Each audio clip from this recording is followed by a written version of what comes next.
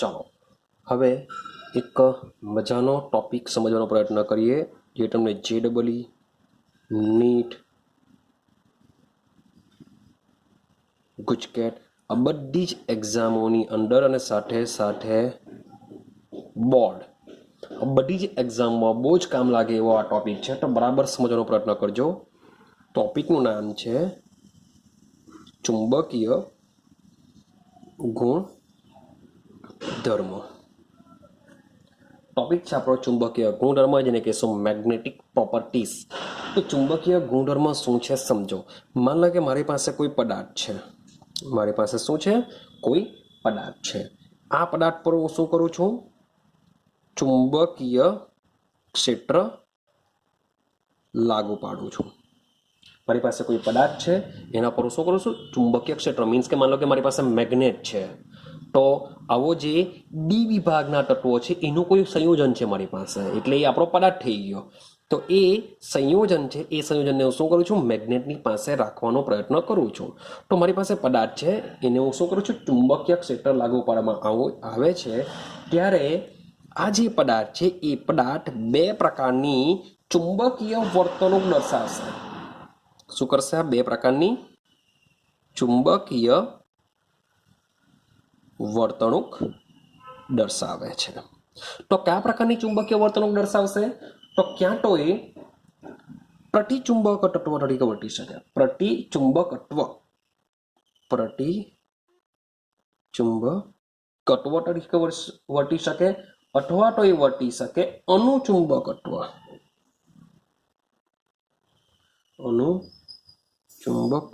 તરીકે વર્તી શકે છે. તો જ્યારે પદાર્થ પર ચુંબકીય ક્ષેત્ર લાગુ પાડવામાં આવશે ત્યારે બે પ્રકારની ચુંબકીય વર્તણૂક દર્શાવે, તે પ્રતિચુંબકત્વ તરીકે વર્તી શકે અથવા અનુચુંબકત્વ તરીકે વર્તી શકે. હવે પ્રતિચુંબકત્વ ક્યારે દર્શાવશે અને અનુચુંબકીય ક્યારે દર્શાવશે એની વાત કરીએ. તો પ્રતિનો મતલબ થાય કે જ્યારે પદાર્થને ચુંબકીય ક્ષેત્ર લાગુ પાડવામાં આવે છે ત્યારે જો ચુંબકીય ક્ષેત્ર વડે પદાર્થ અપાકર્ષાય, શબ્દ બોલું છું, અપાકર્ષાય, જો પદાર્થ ચુંબકીય ક્ષેત્રમાં અપાકર્ષાય ત્યારે એ પદાર્થ કઈ ચુંબકીય ક્ષેત્ર ધરાવે છે? પ્રતિચુંબકત્વ ધરાવે છે, એવું કહી શકાય. પણ જ્યારે પદાર્થ ચુંબકીય ક્ષેત્રમાં આકર્ષાય, જ્યારે ચુંબકીય ક્ષેત્રમાં પદાર્થ આકર્ષાય તો ત્યારે આપણે શું કહીશું, એને અનુચુંબકત્વ છે એવું આપણે કહેશું. તો જ્યારે પ્રબળ રીતે આકર્ષાય ત્યારે અનુચુંબકત્વ, જ્યારે અપાકર્ષાય ત્યારે એને આપણે પ્રતિચુંબકત્વ કહેશું.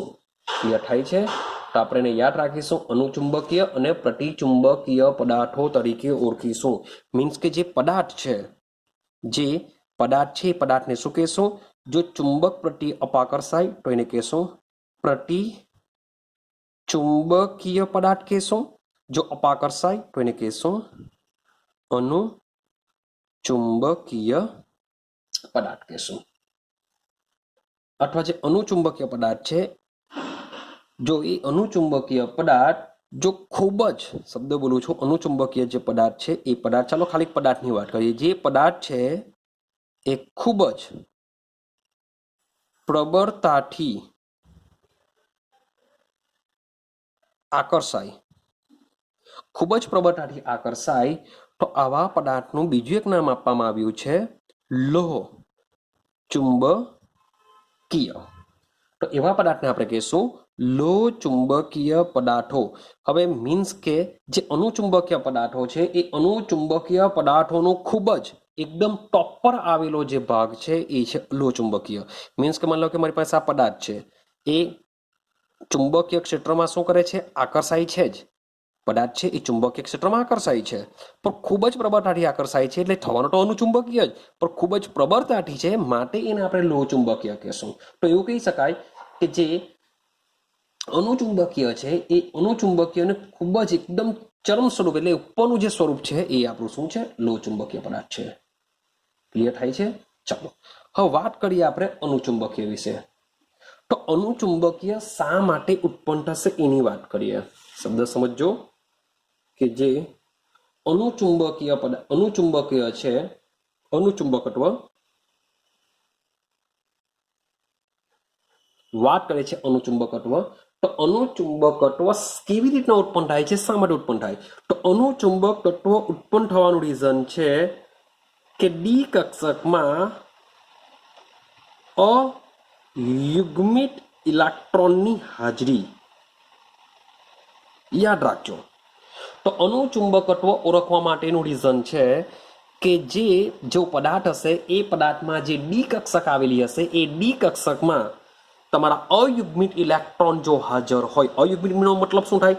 માન લો કે ડી કક્ષક જે છે એ આ રીતના આવેલી હોય છે, 1 2 3 4, એટલે કે d x y, y z, z x, x square minus y square, d z square, તમને આઈડિયા છે જ બધી.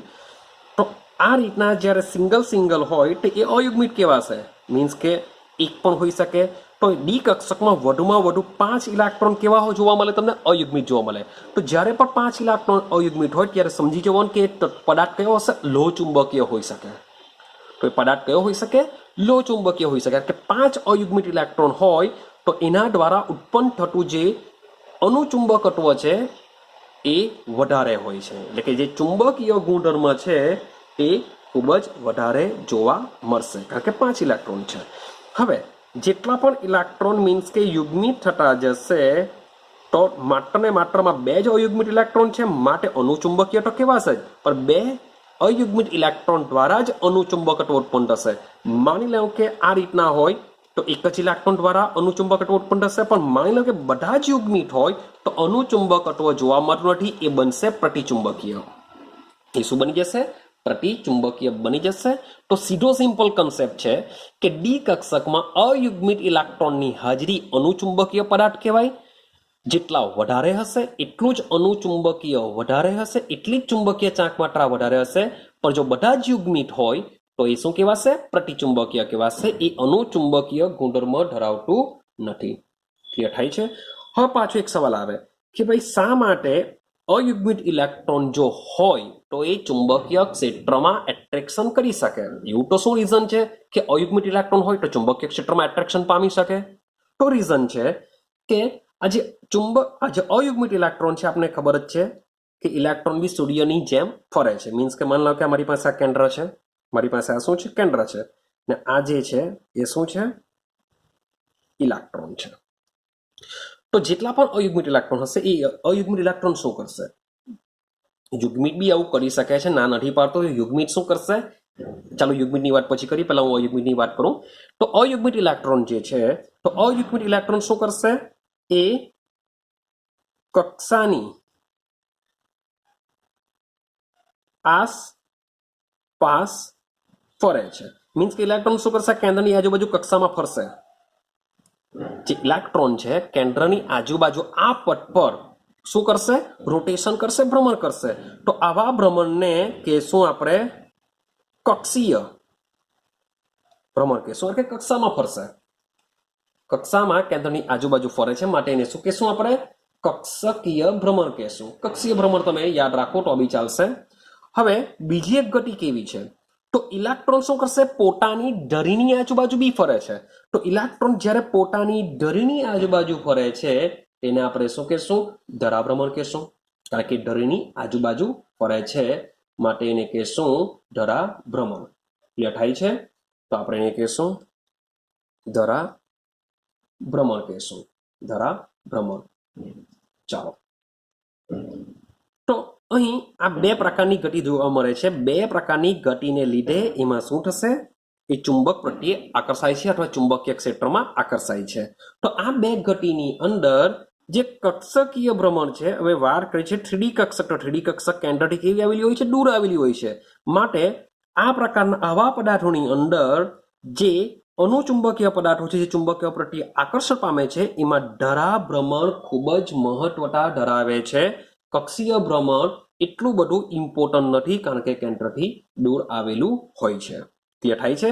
તો આપણે જે પણ કેલ્ક્યુલેશન કરીશું ચુંબકીય ક્ષેત્રનું, જે પણ કેલ્ક્યુલેશન કરીશું, ચુંબકીય ચાંક માટે નક્કી કરીશું. કારણ કે જે પદાર્થ, કારણ કે ઇલેક્ટ્રોન ઉપર શું છે?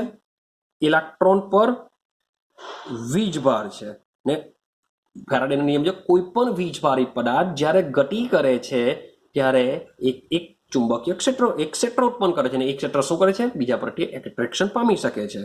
તો સેમ ઇલેક્ટ્રોન ધરાભ્રમણ કરે છે તો એના દ્વારા બી શું ઉત્પન્ન થશે, ચુંબકીય ક્ષેત્ર ઉત્પન્ન થશે. એના દ્વારા શું ઉત્પન્ન થવાનું છે, ચુંબકીય ક્ષેત્ર, જેના માપન ચુંબકીય ક્ષેત્ર ઉત્પન્ન કરશે. તો ચુંબકીય ક્ષેત્રના માપનને આપણે દર્શાવીશું ચુંબકીય ચાંક માત્રા દ્વારા.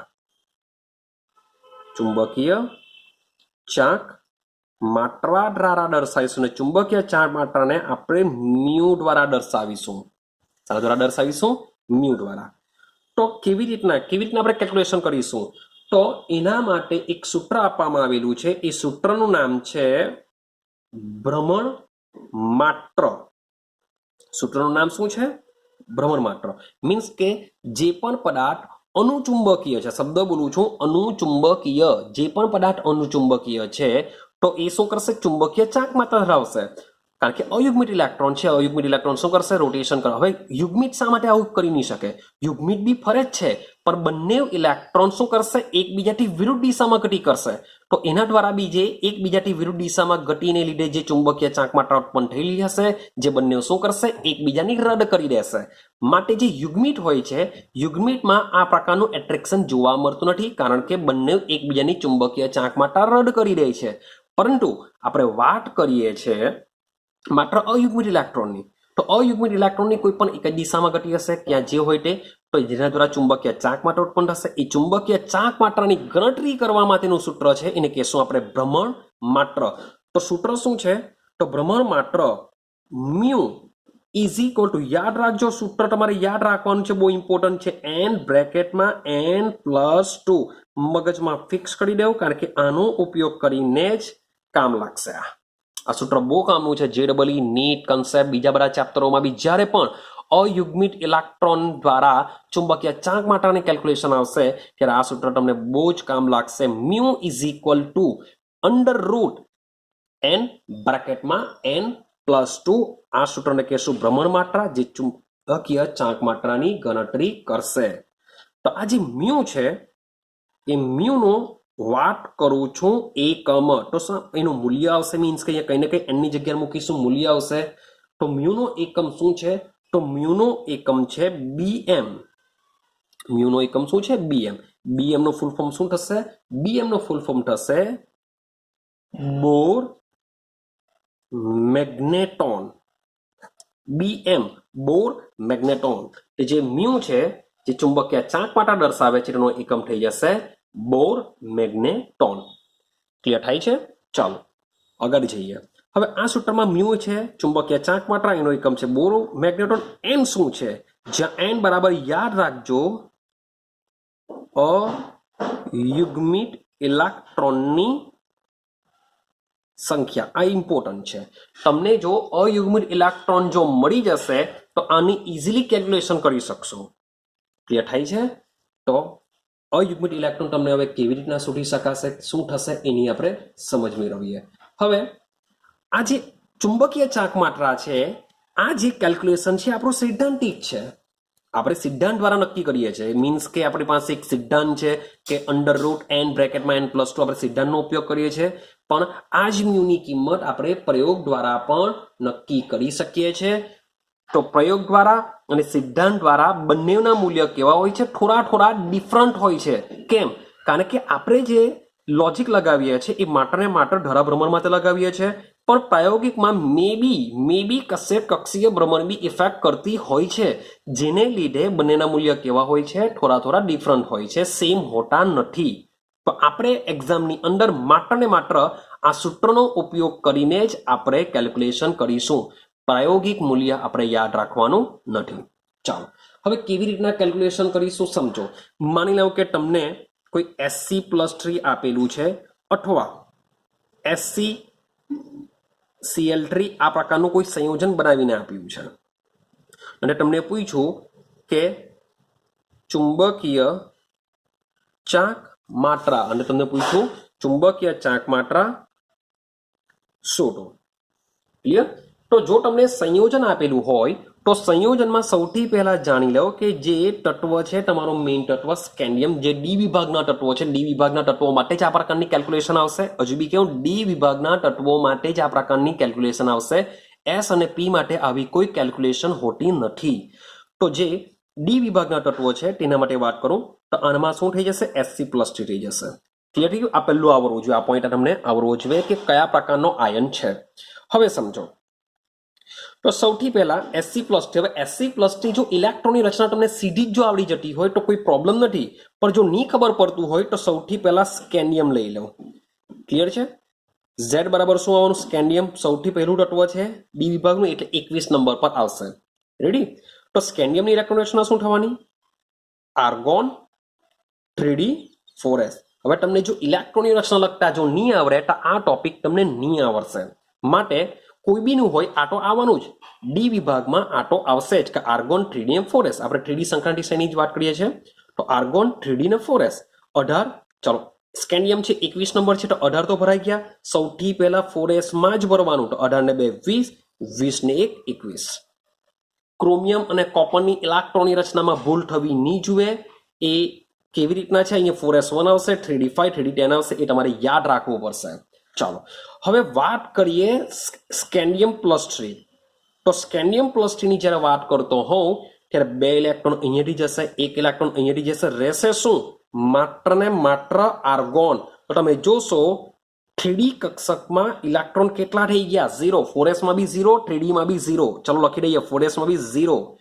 તો 3d કક્ષકમાં તમને એક પણ અયુગ્મિત ઇલેક્ટ્રોન જોવા મળતો નથી. જો એક પણ અયુગ્મિત ઇલેક્ટ્રોન જોવા મળતો ન હોય તો n બરાબર શું થઈ ગયું? 0 થઈ ગયું. જો n બરાબર 0 થઈ જાય તો ચુંબકીય ચાંક માત્રા શોધવા માટેનું ભ્રમણ માત્રાનું સૂત્ર છે mu is equal two √n બ્રેકેટમાં n+2. ક્લિયર થાય છે? બરાબર સમજજો, પ્રેક્ટિસ કરજો તો જ આવડશે, કારણ કે વારંવાર આવા ક્વેશ્ચન પૂછાય છે. તો mu ઇઝ ઇક્વલ ટુ બ્રેકેટમાં mu √n બ્રેકેટમાં n+2. n બરાબર 0 મૂકી દઉં તો 0 0 + 2 મીન્સ કે 0 અહીંયા આવશે 2, પણ 2 સાથે 0 ગુણીશું એટલે આન્સર કેટલો આવશે? 0 bm આવશે. તો Sc+3 ની ચુંબકીય ચાંક માત્રા કેટલી આવશે? 0 બોર મેગ્નેટોન, મીન્સ કે ચુંબકીય ચાંક માત્રા હશે 0. તો તમે અવલોકન કરશો કે પ્રયોગ દ્વારા નક્કી કરશો તો એની ચુંબકીય ચાંક માત્રા કેટલી મૂકેલી છે? 0 મૂકેલી છે. ક્લિયર? યાદ રહેશે.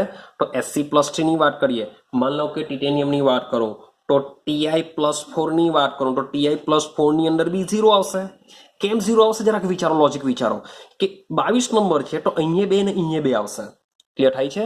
બંનેમાં શું હશે? 2 ઇલેક્ટ્રોન આવશે ટીઆઈ ની અંદર, ટિટેનિયમની અંદર. હવે Ti+4 માં અહીંયા બી અહીંયાના 2 ઇલેક્ટ્રોન, અહીંયાના 2 ઇલેક્ટ્રોન ગાયબ થઈ જશે તો અહીંયા પણ સેમ આર્ગોન જ રહેશે, એટલે કે 3d કક્ષકમાં અયુગ્મિત ઇલેક્ટ્રોન રહેશે. તો એનો પણ શું આવશે? 0 આવશે. આ સૂત્રમાં તમે મૂકશો તો 0 થઈ જશે. તો એવા જે પણ આયનો હોય 3d વિભાગના, એવા જે પણ તત્વો હોય કે જેમાં 3d કક્ષકમાં અયુગ્મિત ઇલેક્ટ્રોનની સંખ્યા 0 હોય, એ બધા આયનોની અંદર, એ બધા સંયોજનોની અંદર ચુંબકીય ચાંક માત્રા શું આવી જશે? 0 આવશે. ક્લિયર થાય છે? ચાલો આગળ બી સમજજો. માની લો કે તમને Ti+3 નું પૂછ્યું કે Ti+3 નું ચુંબકીય ચાંક માત્રા શું હોઈ શકે?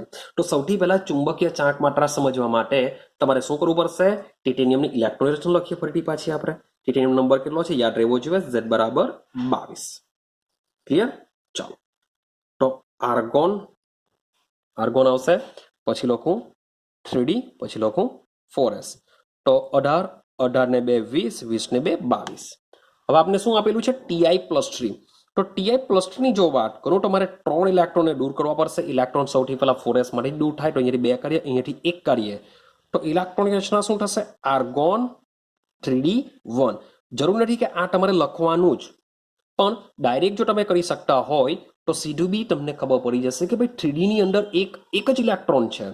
હવે એક ઇલેક્ટ્રોન એટલે કે અયુગ્મિત ઇલેક્ટ્રોનની જે સંખ્યા છે, સંખ્યા કેટલી થઈ ગઈ? 1 થઈ ગઈ. હા કે ના? એનો મતલબ એમ થાય કે n બરાબર કેટલો થઈ ગયો? 1 થઈ ગયો. તો ચુંબકીય ચાંકપાત્રનું સૂત્ર છે mu is equal to under root n બ્રેકેટમાં n પ્લસ 2. ક્લિયર? તો આ સૂત્રમાં મૂકીએ તો 1 બ્રેકેટમાં 1 પ્લસ 2, તો આન્સર કેટલો આવશે? 2 વત્તા 1 3, 3 એકા 3, તો અંડર રૂટ 3. તો અંડર રૂટ 3 છે તો તમે કેલ્ક્યુલેશન કરજો, એનું મૂલ્ય આવશે 1.73. ગણતરી કરેલું મૂલ્ય કેટલું આવશે? 1.73. ક્લિયર થાય છે? આઈડિયા આવે છે? તો જેમાં પણ અયુગ્મિત ઇલેક્ટ્રોનની સંખ્યા 1 હશે તેનો આન્સર હશે 1.73. ચાલો સેમ વાત કરીએ. માની લો કે હું લઈ લઉં Ti+2. હું શું લઉં છું? Ti+2. હવે ડાયરેક્ટ લખીએ તો સમજો Ti+2, તો અહીંયાથી મીન્સ કે ગાયબ થવાના 2 ઇલેક્ટ્રોન, તો કારણ કે +2 જ છે તો 2 ઇલેક્ટ્રોન અહીંથી ગયા, તો 3Dમાં કેટલા રહેશે? 2 રહેશે. તો માટે માની લો કે 3Dમાં જો 2 ઇલેક્ટ્રોન હોય, જો આ 2 ઇલેક્ટ્રોનની બી કન્સેપ્ટ કેવું મીન્સ કે અહીંયા જેટલા હોય એટલા અયુગ્મિત ઇલેક્ટ્રોન નહીં કહી શકાય, કારણ કે આ રીતની હોય છે કક્ષક. ક્લિયર? તો 2 ઇલેક્ટ્રોન શું કરશે? 1 અને 2 આ રીતના ભરાશે, માટે બંને અયુગ્મિત છે એટલે n બરાબર કેટલા થવાના? 2 થવાના. તો 2 આપણે શું કરીશું? આ સૂત્રમાં મૂકીએ તો શું થઈ શકે? સમજો. તો મ્યુ ઇઝ ઇક્વલ ટુ સીધું જ લખું છું 2 બ્રેકેટમાં 2 પ્લસ 2. તો આન્સર કેટલો આવશે? 2 ને 2 4, 4 દુ 8, તો અંડર રૂટ 8 આવશે. તો અંડર રૂટ 8 નો આન્સર આવશે 2.84. ક્લિયર થાય છે? તો જ્યારે પણ અયુગ્મિત ઇલેક્ટ્રોનની સંખ્યા 2 હશે ત્યારે આન્સર કેટલો આવે છે? 2.84 આવે છે. ક્લિયર? માન લો કે મારી પાસે V+2 હોય તો V+2 માટે શું થશે? તો V+2 માટે તમે કેલ્ક્યુલેશન કરશો 3D3 આવશે. કે વેનેડિયમનો જેટલો બી નંબર હશે, વેનેડિયમનો નંબર કેટલો છે? 23. તો 23માં શું થશે? 3D3 4s2 આ રીતના થવાનું. 3D3 4s2, તો V+2 છે એટલે 2 ઇલેક્ટ્રોન ગાયબ થશે તો 3D3 આવશે. તો એનો મતલબ એમ થાય કે હજુ બી 1 ઇલેક્ટ્રોન અહીંયા ભરી દઉં તો અયુગ્મિત ઇલેક્ટ્રોનની સંખ્યા 3, તો અહીંયા 3 મૂકવા પડશે મારે. તો 3 + 2 n+2 છે એટલે કે 3 + 2, તો 3 ને 2 5, 5 તાલી 15, તો અંડર રૂટ 15. તો આનો આન્સર આવશે 3.87. આનો આન્સર શું આવશે? 3.87 આવશે. તો V+2 માટે ચુંબકીય ચાંકમાત્રા કેટલી થવાની? 3.87 bm થઈ જશે. ક્લિયર થાય છે? ચાલો વાત કરીએ હવે Cr+2 માટે વાત કરીએ. ચલો ક્રોમિયમ વિશિષ્ટ ઇલેક્ટ્રોન રચના ધરાવે છે. હું અહીં ક્રોમિયમની લખીએ તો ક્રોમિયમની ઇલેક્ટ્રોન રચના શું થાય? 3D5 4s1. યાદ રાખવાનું. રેડી? હવે Cr+2 નો મતલબ શું થાય? અહીંયાથી 1 ઇલેક્ટ્રોન, અહીંયાથી 1 ઇલેક્ટ્રોન ગાયબ થશે એટલે ક્રોમિયમમાં રહેશે 3D4. તો અયુગ્મિત ઇલેક્ટ્રોનની સંખ્યા કેટલી થઈ ગઈ? 4 થઈ ગઈ. તો આપણે સૂત્રમાં મૂકી દઈએ 4 બ્રેકેટમાં 4 + 2 મીન્સ કે n+2. તો 4 ને 2 6, 6 ચોક 24. આ ગુણાકાર નથી, સરવાળો છે એટલે 4 + 2 6, 6 ચોક 24. તો √24. તો √24 નો આન્સર આવશે 4.90 આન્સર આવશે. ક્લિયર થાય છે? ચાલો સેમ જો આગળ જઈએ Cr+5 પછી જઈએ Mn+2 પર. આવી રીતના કોઈ પણ સંયોજન તમને આપી શકે, કોઈ પણ આપી શકે. યાદ રાખજો, કોઈ પણ. ખાલી તમારે શું કરવાનું છે? 3D કક્ષકની ઇલેક્ટ્રોનની રચનામાં અયુગ્મિત ઇલેક્ટ્રોનની સંખ્યા ખાલી કેલ્ક્યુલેશન કરવાની છે. હવે Mn ની વાત કરીએ તો Mn માં શું આવવાનું? 3D6 Mn2 મીન્સ કે નંબર છે એનો, સોરી ફોર ડેટ, 25 નંબર છે. મારી થોડીક મિસ્ટેક, અહીંયા 5 આવશે. નંબર છે 25. 3D5 Mn2 શું લખું છું? Mn કા લખ્યું અહીંયા 4s, sorry for date 4s. તો 2 ઇલેક્ટ્રોન ગાયબ થશે 4s માંથી, તો 3D5. તો અહીંયા શું આવશે? 3D5. તો અહીંયા n બરાબર કેટલા થવાના? 5. તો મેક્સિમમ યાદ રાખજો, સૌથી વધારેમાં વધારે જો અયુગ્મિત ઇલેક્ટ્રોન હોય તો એ હોય છે 5. કારણ કે તમે આ પ્રમાણે જો આપણે દોડીએ 1 2 3 4, 1 2 3 4 5 થઈ ગયું. તો માની લો કે 1 2 3 4 5 આ રીતના ભરાવાના, કારણ કે ડીમાં 5 જ ઇલેક્ટ્રોન છે.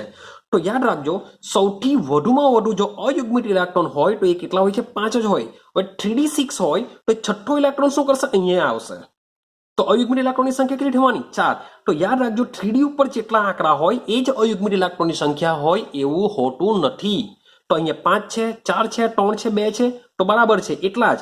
પણ જ્યારે નેક્સ્ટમાં હું વાત કરા મે બી 6 હોય તો શું? ચાલો એની વાત પછી કરીએ. તો અહીંયા અયુગ્મિત ઇલેક્ટ્રોનની સંખ્યા 5 છે, માટે સૂત્ર આવશે mu is equal to under route n બ્રેકેટમાં n+2.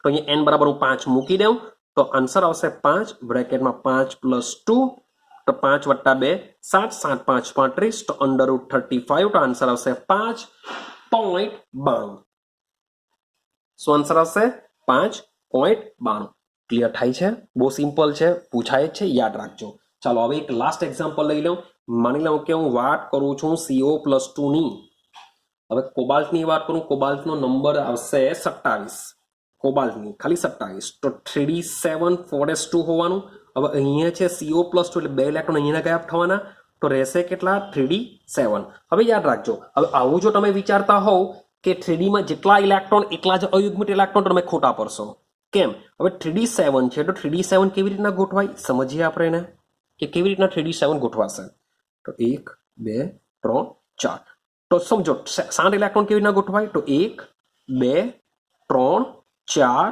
5 6 7 આ પ્રકારે ગોઠવવાના તો આમાં અયુગ્મિત ઇલેક્ટ્રોનની સંખ્યા કેટલી થવાની 3 જ થવાની 7 થશે નહીં શું થવાની અયુગ્મિત ઇલેક્ટ્રોનની સંખ્યા 3 જ થશે તો સૂત્રમાં મૂકીએ mu = n બ્રેકેટમાં n + 2 3 3 + 2 √3 ને 2 5 5 તાલી 15 તો 15 માટે આન્સર આવશે 3.87 ક્લિયર થાય છે હવે એક શોર્ટકટ વસ્તુ તમને કેવી રીતે સમજો આપણે મોટે ભાગે બધાના જોયા તો જો અયુગ્મિત ઇલેક્ટ્રોનની સંખ્યા 1 હોય તો 1 પોઈન્ટ સમથિંગ જ આવે જો આન્સર 1.73 જો અયુગ્મિત ઇલેક્ટ્રોનની સંખ્યા 2 હોય તો 2.84 મીન્સ કે અયુગ્મિત ઇલેક્ટ્રોન 2 તો 2 પોઈન્ટ સમથિંગ જ આવે અયુગ્મિત ઇલેક્ટ્રોનની સંખ્યા 3 તો 3 પોઈન્ટ સમથિંગ જ આવે જો અયુગ્મિત ઇલેક્ટ્રોનની સંખ્યા 4 હોય તો 4 પોઈન્ટ સમથિંગ આવશે જો અયુગ્મિત ઇલેક્ટ્રોનની સંખ્યા 5 હોય તો 5 પોઈન્ટ સમથિંગ આવશે મીન્સ કે જે શરૂઆતના જે આંકડા છે એવું સમજી લેવું કે અયુગ્મિત ઇલેક્ટ્રોન દર્શાવે છે ક્લિયર આઈડિયા આવે છે તો થોડુંક લોજિક લગાવશો તમને એક્ઝામ્પલ આપેલા હોય ને તમને જો ખાલી ઇલેક્ટ્રોનની સંખ્યા ખબર પડી જતી હોય તો બી તમારે સૂત્રમાં મૂકવાની જરૂર નથી પણ મે બી એવું હોય કે ચાલો અયુગ્મિત ઇલેક્ટ્રોનની સંખ્યા 2 હોય ને 2 પોઈન્ટ સમથિંગના ઘણા બધા આંકડા આપેલા છે તો ભાઈ સૂત્રનો ઉપયોગ કરીને તમે શોધી શકો પણ એવા ઓપ્શન મોટા ભાગે સેટ નથી કરતા એ લોકો શું કરે છે આ રીતના 4 ઓપ્શન અમારી કોઈ સેટ કરતા હોય છે તમારે માત્ર અયુગ્મિત ઇલેક્ટ્રોનની સંખ્યા જાણવાની છે અયુગ્મિત ઇલેક્ટ્રોનની સંખ્યા પરથી તમે આ આંકડા ઇઝીલી યાદ રાખી શકશો કેલ્ક્યુલેશન કરવાની બી જરૂર પડશે નહીં અયુગ્મિત ઇલેક્ટ્રોનની સંખ્યા 1 માટે 1 પોઈન્ટ 2 હોય તો 2 પોઈન્ટ આવશે 3 હોય તો 3 પોઈન્ટ આવશે 4 હોય તો 4 પોઈન્ટ 5 હોય તો 5 પોઈન્ટ હવે અહીંયા સમજો કોબાલ્ટ છે 3d7 છે તો મેં અયુગ્મિત ઇલેક્ટ્રોનની સંખ્યા 7 નથી લીધી તો 7 ઇલેક્ટ્રોન આવી રીતના પહેલા ગોઠવવાના અને પછી ચેક કરો કે આમાં કેટલા અયુગ્મિત ઇલેક્ટ્રોન છે તો આમાં અયુગ્મિત ઇલેક્ટ્રોન 3 છે સૂત્રમાં મૂકો સૂત્રમાં મૂકતા તમને આઈડિયા આવશે કે 3 પોઈન્ટ સમથિંગ જ આનો આન્સર આવે છે ક્લિયર થાય છે ચાલો તો હવે હું તમને થોડાક પ્રેક્ટિસ માટે આપી દઉં એ તમે પ્રેક્ટિસ કરો માન લો કે Cu+1 હોય Cu+1 માટે ચુંબકીય ચાંક માત્રા શોધો માની લો કે હું Zn+2 આપું એના માટે શોધો Mn+6 માટે શોધો Mn+7 માટે શોધો ચાલો CO+3 માટે શોધો Ni+2 તો તમને 1 2 3 4 5 6 મીન્સ કે 6 એક્ઝામ્પલ મેં તમને આપેલા છે સોરી ફોર ધેટ મેં તમને 6 એક્ઝામ્પલ આપેલા છે 6 એક્ઝામ્પલ માટે શું કરો બધા માટે ચુંબકીય ચાંક માત્રાની પ્રેક્ટિસ કરો આ ટોપિક ખૂબ જ ઇમ્પોર્ટન્ટ છે તમને આવડવું જોઈએ હવે એક બીજી વસ્તુ દર્શાવું માની લો કે કોઈક વાર શું કરશે કે તમને ચુંબકીય ચાંક માત્રા આપેલી હોય અને જો અયુગ્મિત ઇલેક્ટ્રોન જો પૂછે શબ્દ સમજજો તમને શું આપેલી છે ચુંબકીય ચાંક માત્રા આપેલી હોય માન લો કે 1.73 આપેલી છે અને તમને સંયોજન પૂછે અથવા કોઈ આયન પૂછે તો કયો આયન હોઈ શકે તો ચુંબકીય ચાંક માત્રા પરથી એટલું કન્ફર્મ છે કે આમાં અયુગ્મિત ઇલેક્ટ્રોનની સંખ્યા કેટલી થવાની 1 થવાની તમારા જેવી સંયોજન આપેલા હોય તો જેમાં અયુગ્મિત ઇલેક્ટ્રોનની સંખ્યા 1 હશે તે તમારો આન્સર બની જશે ક્લિયર થાય છે તો આવા પ્રકારના ક્વેશ્ચન બી તમારે યાદ રાખવા પડશે હા કે ના તો ખૂબ જ ઇમ્પોર્ટન્ટ ટોપિક છે યાદ રાખવાનું છે કે ચુંબકીય ચાંક માત્રાની વેલ્યુ કોઈક વાર એવું થશે કે માત્ર અયુગ્મિત ઇલેક્ટ્રોનની સંખ્યા આપેલી હોય એના પરથી બી સંયોજન કંઈ ને કંઈ પૂછી શકે તો આની જે વેલ્યુ આપેલી છે આની વેલ્યુ પરથી પણ આપણે અયુગ્મિત ઇલેક્ટ્રોન અથવા સંયોજન આપણે શોધી શકીએ છીએ મીન્સ કે મ્યુની કિંમત 1.73 મૂકીશું તો એનો એક્ઝામ્પલ આપણે ફરીથી પાછા જોઈશું જ્યારે ચાલુ થશું ત્યારે જે જીરેબલી નીટ કન્સેપ્ટમાં બી કામ લાગી શકે ચુંબકીય ચાંક માત્રા પરથી કેવી રીતના અયુગ્મિત ઇલેક્ટ્રોન શોધાય કેમ કારણ કે વેલ્યુ પરથી સીધું મીન્સ કે આન્સર તો મળી જશે કે અયુગ્મિક ઇલેક્ટ્રોનિક, પણ તેમ છતાં બી આપણે જો ગણવું હોય તો બે પ્રકારની ઇલેક્ટ્રોનની સંખ્યા આવશે, એના પરથી આપણે ડિસાઇડ કરવું પડશે. પણ થોડુંક શોર્ટકટ છે 1 2 3 4 5 વાળું, એના પરથી બી તમને આઈડિયા આવી જતી હોય છે. તો આ ટોપિક અહીંયા રાખીએ. 6 એક્ઝામ્પલ આપેલા છે, એની પ્રેક્ટિસ કરજો.